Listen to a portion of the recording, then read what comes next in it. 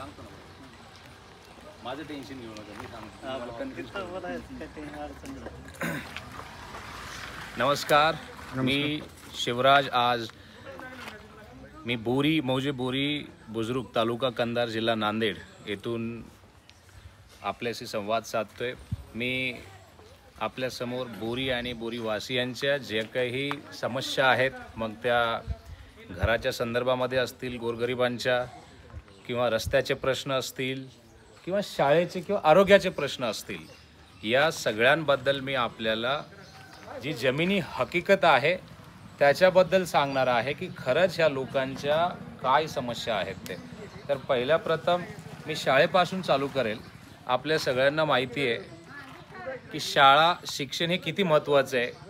जेव्हा आई वडील शेतामध्ये, आता जास्त करून जर आमच्या गावाचा हा जर इतिहास पाहिला तर 70 ते 80% लोक हे शेतीवरती अवलंबून आहेत. शेतीमध्ये दिवसरात्र मेहनत करून आपल्या लेकरांना शिकण्यासाठी हे शाळेमध्ये पाठवतात.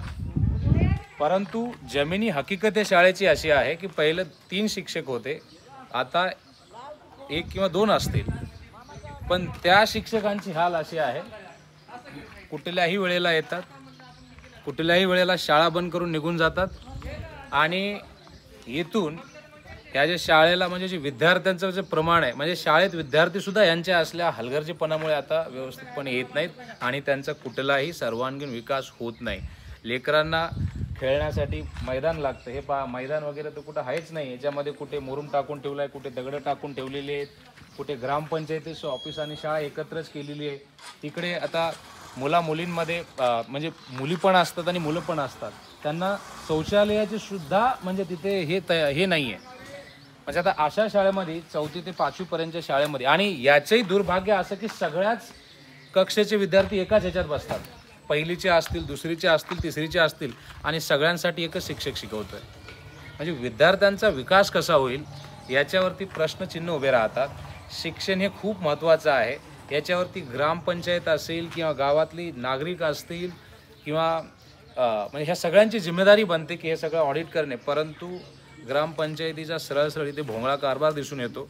याच्यामध्ये कोणाचंही लक्ष नसल्यामुळे शिक्षक कधी येऊन कधीही शाळा बंद करून जातात. आता हा शिक्षणाचा प्रश्न होता, पण तुम्हाला बऱ्याच ग्रामस्थांनी त्यांनी आपल्यासोबत जे झालेले प्रकार आहेत, हकीकत आहेत, त्या सगळ्या सांगितलेले आहेत की त्याच्यामध्ये कोणाचे रस्त्याचे प्रश्न आहेत, कोणाचे घराचे प्रश्न आहेत, कोणाचे म्हणजे कोणासोबत जुलूम जबरदस्ती, अन्याय अत्याचार पण होतो. ह्या सगळ्या गोष्टी आहेत. तर एकूणच इथे ह्याच्यामध्ये राजकारणामुळे आणि लुसाड राजकर्त्यांमुळे गावाची एवढी बिकट आणि वाईट परिस्थिती झालेली आहे.